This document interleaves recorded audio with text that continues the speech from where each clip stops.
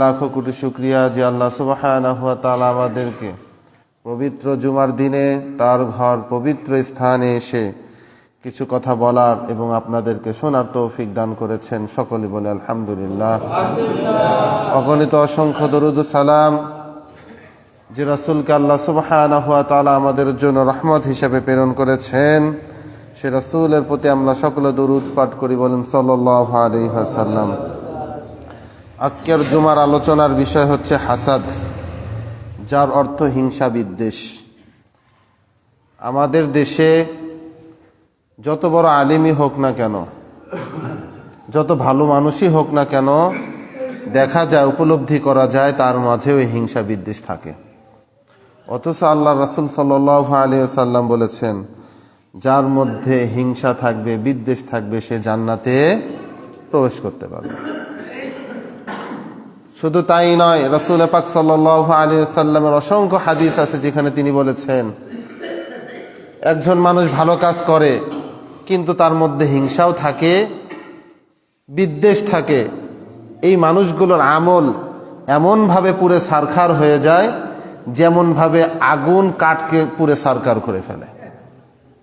তাহলে আমরা যতই ভালো কাজ করি না কেন, যদি আমাদের মনের ভিতরে হিংসা থাকে, তাহলে আমাদের এই আমলগুলো কি হয়ে যাবে? বরবাদ হয়ে যাবে।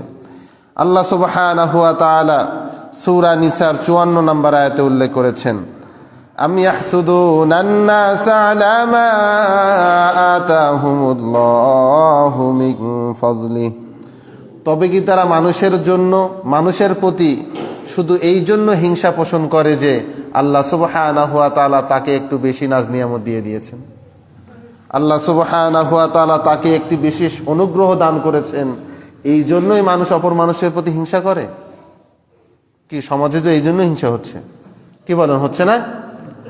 আল্লাহ তাআলা তাকে একটু ক্ষমতা দিয়েছেন, টাকা পয়সা দিয়েছেন, একটু মান ইজ্জত সম্মান দিয়েছেন, আর আরেকজনের হিংসায় ফেটে যাচ্ছে, তার কেন হলো, শুধু আমার কেন হলো না? কি বলেন, ঠিক কিনা? আর যাকে আল্লাহ তাআলা দিয়েছেন কিছু সম্পদ, ক্ষমতা, সে শুধু মনে করে আমি পৃথিবীর শ্রেষ্ঠ, আর কেউ শ্রেষ্ঠ না, আমি ক্ষমতার অধিকারী, আর কেউ ক্ষমতার অধিকারী নই। তারও অহংকার, তারও হিংসা, যে এটা শুধু আমারই থাকবে, আর কারো হতে পারবে না। এই যে আল্লাহ সুবহানাহু ওয়া তাআলা মানুষের রোগের কথা বললেন, হিংসার কথা বললেন, এই হিংসাটা হচ্ছে একটা রোগ। এই হিংসাটা একটা কি রোগ, যে রোগের ট্রিটমেন্ট যদি আপনি করাইতে না পারেন, তাহলে মনে রাখবেন যত আপনার আমল আছে, এই আমলগুলো পুরো ছারখার হয়ে যাবে। তাহলে আমরা দিনে ফজরের নামাজ পড়লাম, জোহর পড়লাম, আসর পড়লাম, মাগরিব পড়লাম, ইশা পড়লাম, কিন্তু মনের মধ্যে অহংকার থাকার কারণে এই সমস্ত আমলের সওয়াবগুলো পুরো নষ্ট হয়ে গেল। তাহলে আমাদের কোনো লাভ হলো? আর আমরা ছোটখাটো যতটুকু আমল করে আল্লাহ তাআলার হুকুম মানি, কিন্তু আমাদের মনে কোনো হিংসা নাই, তাহলে আমাদের এই আমলগুলো বরবাদ হবে না, ওই রকমই থাকবে। কি আমরা চাই তো আমাদের আমলগুলো ঠিক থাকুক? নাকি পলের পুজোর মতন যেভাবে আগুন লাগালে সবকিছু ছারখার হয়ে যায়, আমাদের আমল নামার গুলোর মধ্যে এরকম আগুন দেওয়া দরকার? কি আমরা আগুন দিব?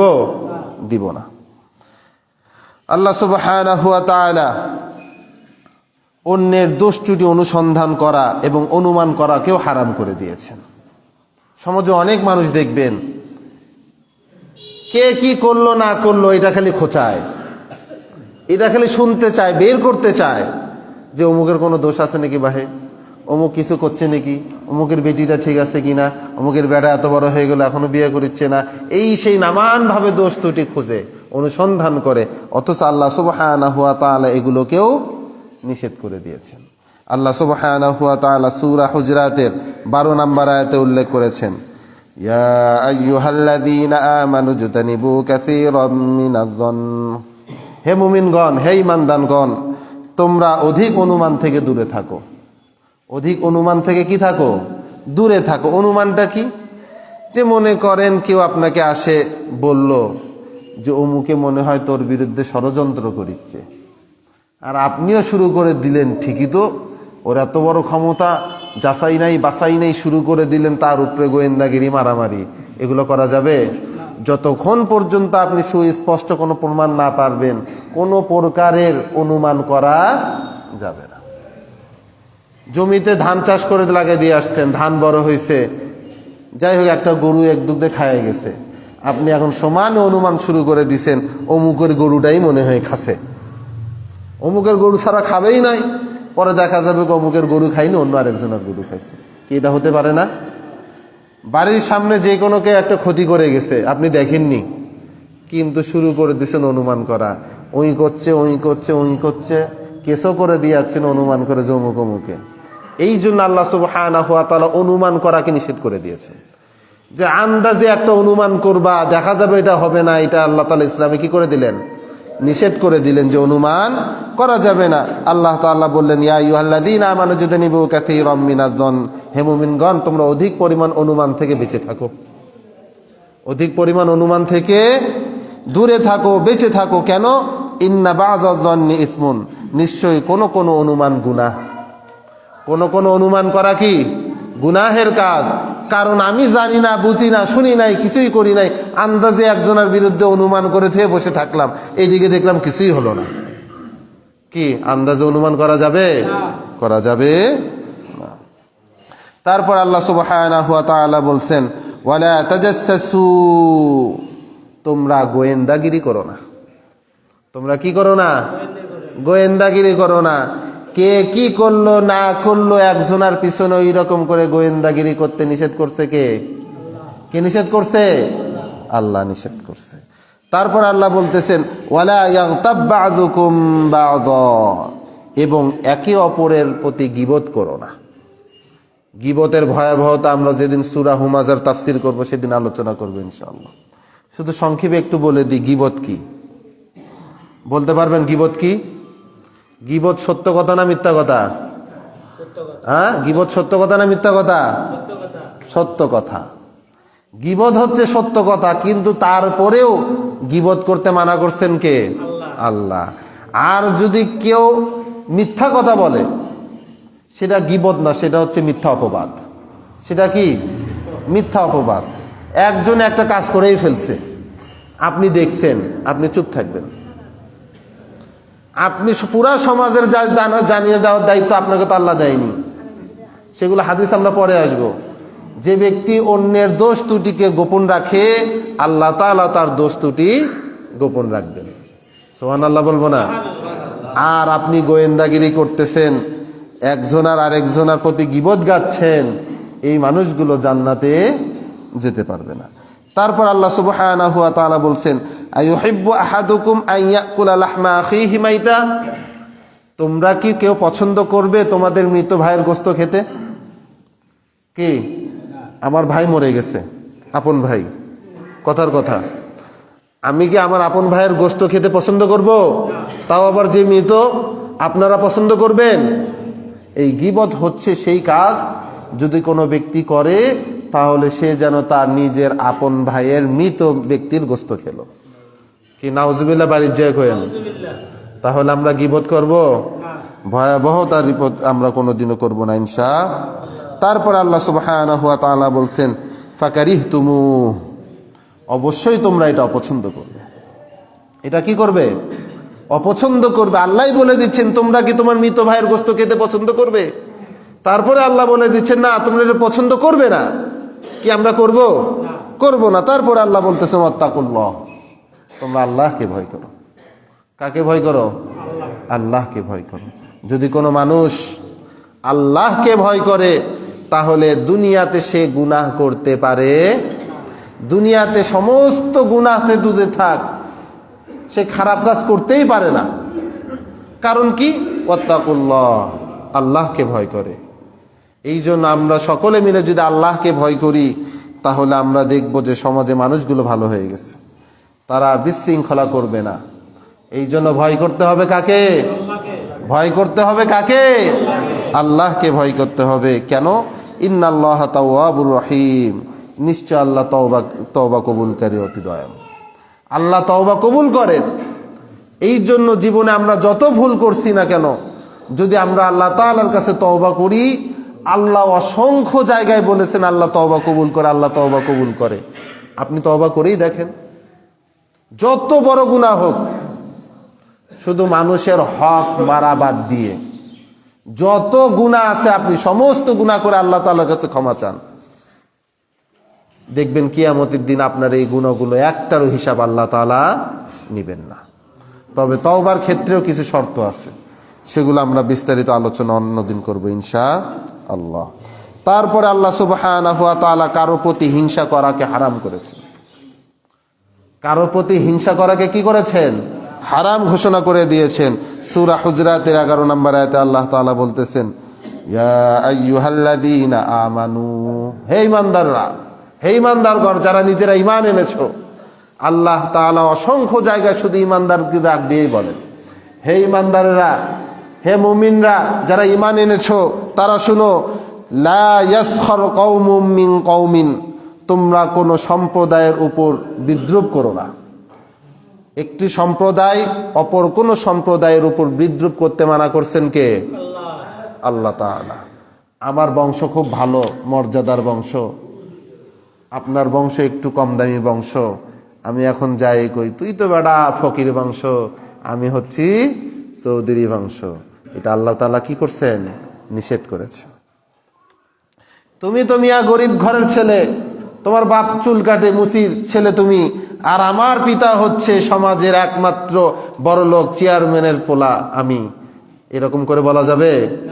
কোন সম্প্রদায়কে অন্য কোন সম্প্রদায় ছোট করে বলতে পারবে না। এটা কার কথা? তারপর আল্লাহ তাআলা বলতেছেন কেন বলতে পারবে না? আসা আন ইয়াকুনা খায়রাম মিনহুম, হতে পারে যারা বিদ্রূপ করেছে তাদের চেয়ে সে উত্তম। সুবহানাল্লাহ। অর্থাৎ আমি অহংকার করলে, আমি কাউকে ছোট কথা বললে হতে পারে সে আমার চেয়ে উত্তম, আল্লাহ বলতেছেন। এই জন্য আল্লাহ তাআলার কাছে কে পছন্দনীয় ব্যক্তি আর কে অপছন্দনীয় ব্যক্তি সেটা সবচাইতে ভালো কে জানেন? আল্লাহ জানেন। এই জন্য কোন সম্প্রদায়ের মানুষ, কোন গ্রামের মানুষ, কোন চৌধুরী পরিবার, সরকার পরিবার যেই হোক না কেন, এরা বড় হয়ে অন্যকে বিদ্রূপ করতে কি পারবে? পারবে না। তারপর আল্লাহ সুবহানাহু ওয়া তাআলা বলছেন, ওয়ালা নিসাউম মিন নিসাইন আসা আন ইয়াকুনা খায়রাম মিনহুম, এবং কোন নারীও যেন কোন নারীর প্রতি বিদ্রূপ না করে। নারীরা একটু বিদ্রূপ বেশি করে। কেন করে? একটা মেয়ে খুব সুন্দর, তার রূপ আছে ভালো, আর একটা মেয়ে একটু কালো, খাটো, দেখতে অসুন্দর, দেখবেন এই দুজনের কোনোদিনও বনে না। কি আপনাদের মনে হয় বনবে? বনবে না। সমানে খালি সুন্দরীটা কইতেই থাকবে, তুই কাল্লা, তোর বিয়ে হবা নয়, তো কেডা বিয়ে করবি, এই সেই। আল্লাহ তাআলা উল্লেখ করে দিয়েছেন কোন মহিলাও যেন অন্য কোন মহিলাকে কি না করে? বিদ্রূপ না করে। হতে পারে যে বিদ্রূপ করে তার চাইতে সে উত্তম। সুবহানাল্লাহ। আল্লাহ তাআলার কাছে সবচেয়ে উত্তম ওই ব্যক্তি যার তাকওয়া বেশি। তার কি বেশি? তাকওয়া বেশি। যে আল্লাহকে যত বেশি ভয় করে আল্লাহ তাআলার কাছে সে সবচেয়ে বেশি উত্তম। আর আমরা মনে করি সমাজের মানুষরা যার টাকা বেশি, যার ক্ষমতা বেশি, যার সম্পদ বেশি সে সবচেয়ে উত্তম, এটা সমাজে। আর আল্লাহ তাআলার কাছে যার তাকওয়া বেশি, যে পরহেজগার বেশি, যে ঈমানওয়ালা বেশি, আল্লাহ কোনোদিনও চেহারা দেখেন না, আল্লাহ দেখেন অন্তর, হৃদয়। যার হৃদয় যত পরিষ্কার, অহংকার মুক্ত, যে আল্লাহকে যত বেশি ভালোবাসেন, ভয় করেন, সে সবচেয়ে দামি। কি আমরা কি কোনো বিদ্রূপ করব? ওয়ালা তালমিজু আনফুসাকুম, আর তোমরা একে অপরের নিন্দা করো না। একে অপরের কি করা যাবে না? নিন্দা করা যাবে না। আল্লাহ তাআলা হারাম করেছেন। আরে অমুকে এই কামটা করলো, এটা কি কাম করছে, সি সি সি সি, বাপটা খুব ভালো মানুষ, পোলাটা হয়েছে শয়তানের শয়তান, মেয়েটা গেছে ভাগে, ছেলেটাও করলো ইনকা, এটা কোনো কথা হলো? কি এরকম করা যাবে? যাবে না। এটা হতে পারতো আল্লাহ আপনার বংশেও হতে পারতো, আপনার পরিবারেও হতে পারতো। আল্লাহ তাআলা অনেক সময় মুমিনদেরকে পরীক্ষা করেন, কষ্ট দ্বারা, দুঃখ দ্বারা, দুর্দশা দ্বারা, দেখে তারা ধৈর্য ধারণ করে কিনা। আর আপনি একটু সুযোগ পাইছেন আর সমানে পিন মারা শুরু করছেন, কষ্ট দেওয়া শুরু করছেন। যে পরিবারে অশান্তি সে সবচেয়ে ভালো জানে তার মনের ভিতরে কি কষ্ট হচ্ছে। আপনার তো উচিত ওইখানে যে সান্ত্বনা দেওয়া, যে বাবা থাকো, যা হওয়ার হয়ে গেছে, এটা আল্লাহ তাআলার ফয়সালা ছিল তোমার কপালে, তারপরেও সংশোধন করে নাও, ঠিক করে নাও, আল্লাহ তোমার উপর দয়া করুক। ঠিক না? আমাদের তো তার উপরে মলম মারা দরকার, আর আমরা যাই কি মাখি? মরিচ মারি, লবণ মারি, আরো যা মনে করেন ছিটা মারি, যা মন চাই তাই মারি। কি এটা করা যাবে? করা যাবে না। আল্লাহ সুবহানাহু ওয়া তাআলা বলছেন, বি'সা ইসমুল ফুসুক বাদাল ঈমান। ঈমানের পরে মন্দ নামে ডাকা কতই না নিন্দনীয়। আল্লাহ সুবহানাহু ওয়া তাআলা বলছেন, ওয়ালা তানাবাজু বিল আলকাব। এবং তোমরা অপরকে মন্দ নামে ডেকো না। মন্দ নামে ডাকতেও আল্লাহ তাআলা নিষেধ করেছেন। আমাদের সমাজে দেখা যায় একজন খাটো মানুষ, আমরা ডাকি তারে কি কইরা? বাটু কইরা, এ বাট্টু এদিকে আয়। কি বলি না? একজন কালো মানুষ, এ কাল্লু এইদিকে আয়। এইভাবে বলা যাবে? বলা যাবে না। আল্লাহ তাআলা নিষেধ করেছেন, হারাম করেছেন। নিজের নাম ব্যতীত অপর কোনো নামে ডাকা যাবে না। রাসূলুল্লাহ সাল্লাল্লাহু আলাইহি ওয়াসাল্লাম যখন মক্কা থেকে মদিনায় গেলেন, মদিনার মানুষরা একে অপরকে বিভিন্ন নামে ডাকতো। বিভিন্ন নামে কি করত? ডাকতো। আল্লাহ রাসূল সাল্লাল্লাহু আলাইহি ওয়াসাল্লাম দেখলেন, কিন্তু আল্লাহ রাসূল তো সবাইকে ওইভাবে চিনতেন না যে কার নাম কি। তিনি যদি এক জায়গা থেকে নতুন এক জায়গায় যায়, আপনারা যে নামে পরিচয় করে দিবেন, আমরা তো সেই নামেই তাদেরকে ডাকবো, ঠিক না? তখন আল্লাহ সুবহানাহু ওয়া তাআলা ওহী নাযিল করে দিলেন, ওয়ালা তালমিজু আনফুসাকুম ওয়ালা তানাবাজু বিল আলকাব। মন্দ নামে ডাকা যাবে না, কারো প্রতি বিদ্রুপ করা যাবে না।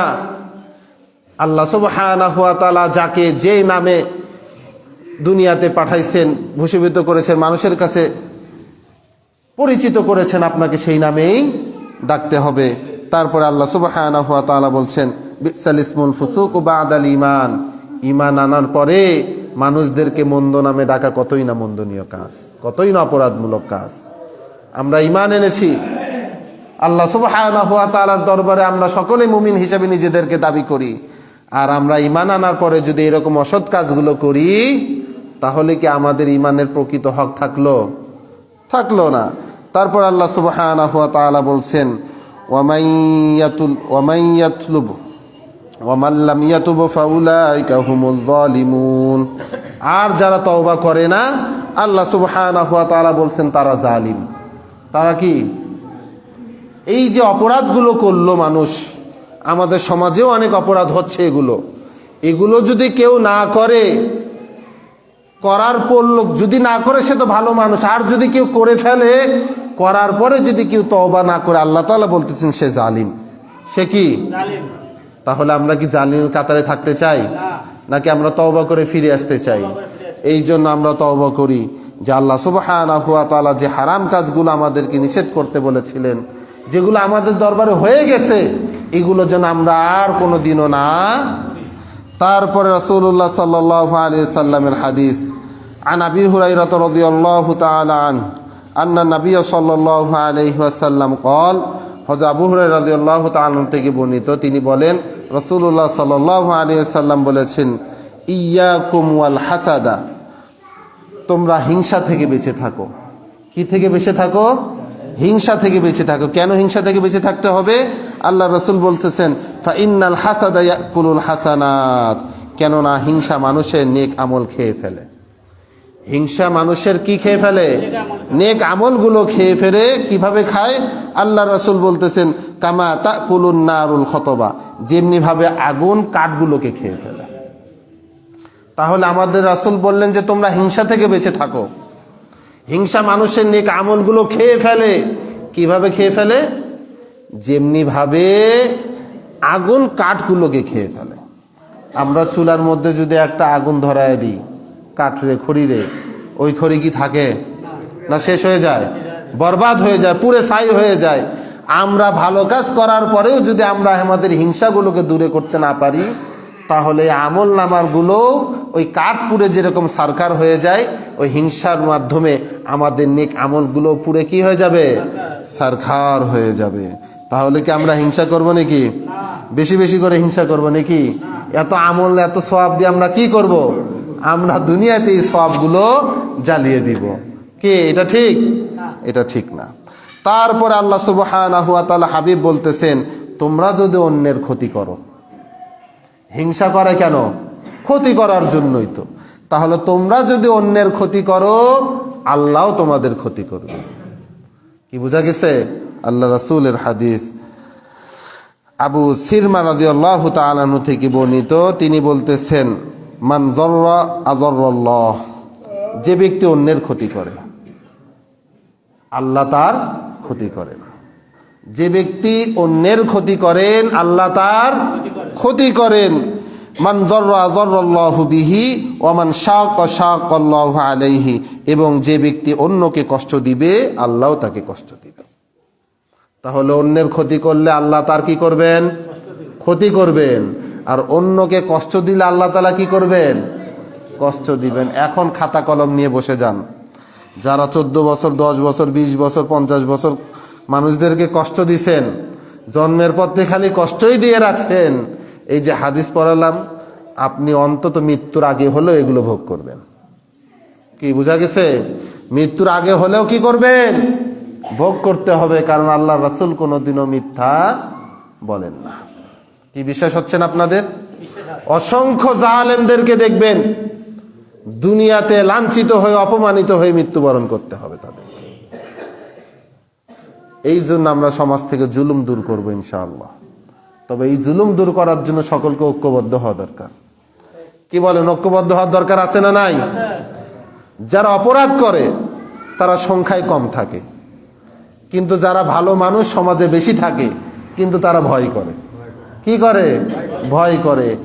অথচ আল্লাহ সুবহানাহু ওয়া তাআলা যেদিন যার যেভাবে মৃত্যু লিখেছেন ঠিক সেভাবেই তার মৃত্যু হবে। আমরা মনে করি ওটি যদি যাই মরে যাই, ওটি না গেলেও আপনি মরবেন। কি মরবেন না? মরবেন। চা খায় বাড়িতে গেছে, অতি ঠাস করে মরে গেছে, কি মরছে না? এই জন্য অন্যায়ের প্রতিবাদ গড়ে তুলতে হবে। যেখানেই অন্যায় হোক না কেন, এই মসজিদের 50% মুসল্লি যদি এক হয় যে আমরা যেখানে অন্যায় হবে সেখানেই প্রতিবাদ করব, সমাজে একটা অন্যায় থাকবে না। কি জোরে বলেন ঠিক কিনা? তাহলে আমরা কি প্রতিবাদ করতে রাজি আছি? মাত্র 10-20 জন দেখবেন সমাজে বিশৃঙ্খলা করবে। এই জন্য আমরা রাখাল বুরুজে সমস্ত ইমামরা ঐক্যবদ্ধ হবো ইনশাআল্লাহ, এবং আমরা প্রত্যেককে দাওয়াত দিচ্ছি, আমাদের বৈঠক হবে এবং প্রত্যেক ইমাম তার সমাজ থেকে নেতৃত্ব দান করবে। সমাজে বিচার ফয়সালা তাদেরকে থাকতে হবে।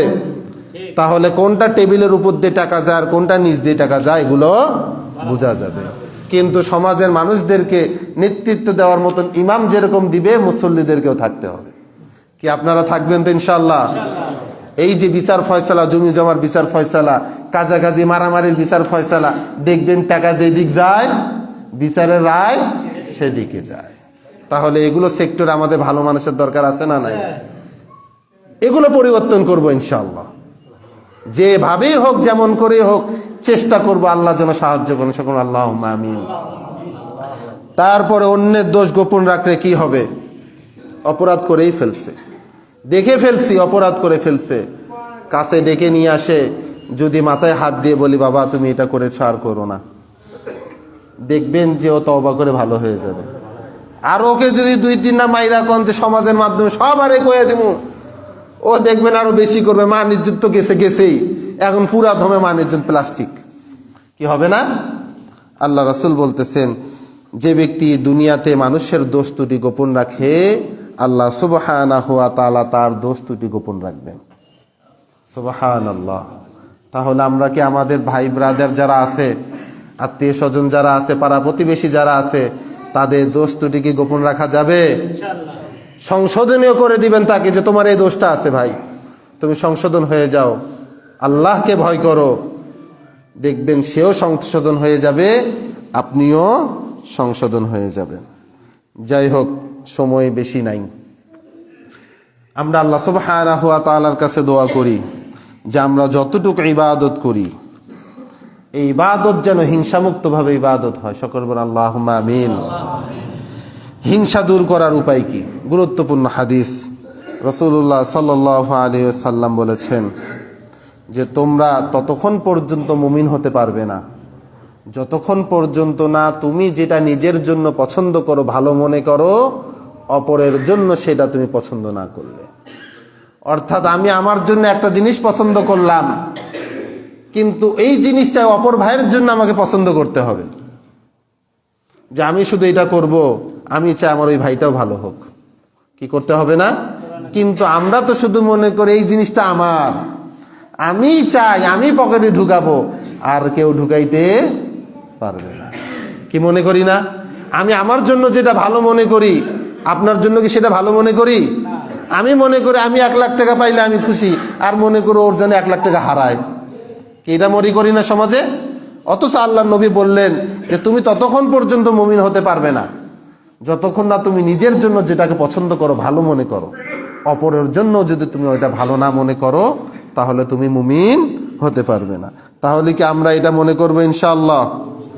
আমরা নিজেদের জন্য যেটা ভালো মনে করব, অপরের জন্য সেটা কি করব? ভালো মনে করব। তারপরে আসিন আমাদের অহংকার। আমরা যদি অহংকার দূর করতে চাই, তাহলে আমাদের 2টা আমল করতে হবে। কয়টা আমল? 2টা আমল। 1 নম্বর আমল হচ্ছে, সবচেয়ে আমল উত্তম কাজ, তুমি ক্ষুধার্তকে খাদ্য খাওয়াবে। ক্ষুধার্তকে কি করতে হবে? খাদ্য খাওয়াতে হবে।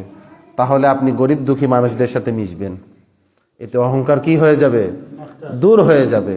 2 নম্বর কাজ হচ্ছে, পরিচিত অপরিচিত সকলকে সালাম দিবেন। কি সালাম দেওয়া যাবে তো ইনশাআল্লাহ?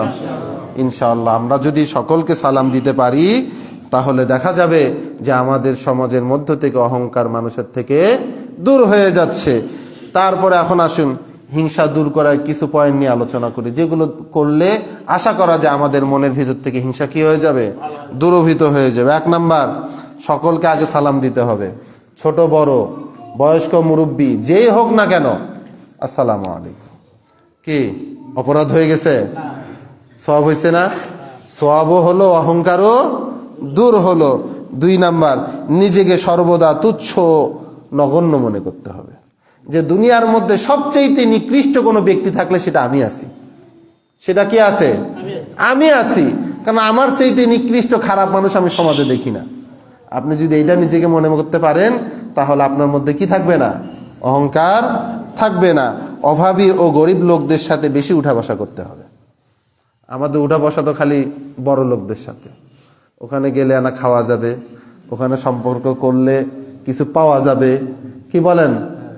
গরিবদের সাথে আমরা উঠা মেলামেশা করি, আর ওর কাপড় ময়লা, ওর সাথে কি মেশমো, দুর্গন্ধ আসবে। এইরকম করা যাবে না। তারপরে এতিমদের মাথায় হাত বুলিয়ে দিবেন। যারা এতিম আছে, মিসকিন, অসহায়, দরিদ্র, এই সমস্ত মানুষের মাথায় যখন হাত বুলিয়ে দিবেন, দেখবেন অন্তর থেকে অহংকার এমনি কি হয়ে যাবে? দূর হয়ে যাবে। বেশি বেশি মৃত্যুকে স্মরণ করতে হবে।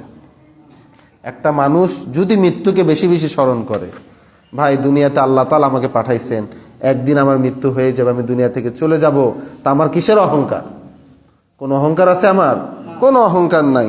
তারপর নিজের দোষ ত্রুটি ও দুর্বলতা স্মরণ করতে হবে। আমার অসংখ্য দোষ আছে, ত্রুটি আছে, ভুল আছে, আমরা এগুলোকে নিজেদের জন্য স্মরণ করব, যে ভাই আজকে সারাদিনে আমি এতগুলো দোষ করলাম, এতগুলো ভুল করলাম, তাহলে তো সমাজের মানুষ এর চেয়ে ভালো আছে, আমি তো ওদের চাইতে খারাপ, কারণ আজকে আমি কতগুলো গুনাহ করে ফেলছি, ঠিক না? তারপরে নিজের সাধারণ কাজ করা নিজেই করবে, নিজের এই আপনার ভুল ভ্রান্তি যেগুলো আছে এগুলো নিজেকেই সংশোধন করার জন্য নিজেই চেষ্টা করবে, যে আজকে আমি সারাদিন এই ভুলগুলো করছি, তাহলে আগামীকাল যেন এই ভুলগুলো আমার না হয়, তাহলে দেখবেন আমাদের ভুলগুলো ঠিক হয়ে যাবে। হাঁটতে চলতে সর্বাবস্থায় আল্লাহ তাআলা জিকির করতে হবে। 1 ফোঁটা নাপাক পানি দিয়ে আল্লাহ সুবহানাহু ওয়া তাআলা আমাদেরকে সৃষ্টি করেছেন, এইটার চাইতে বড় সত্য কথা কি হতে পারে, ঠিক না?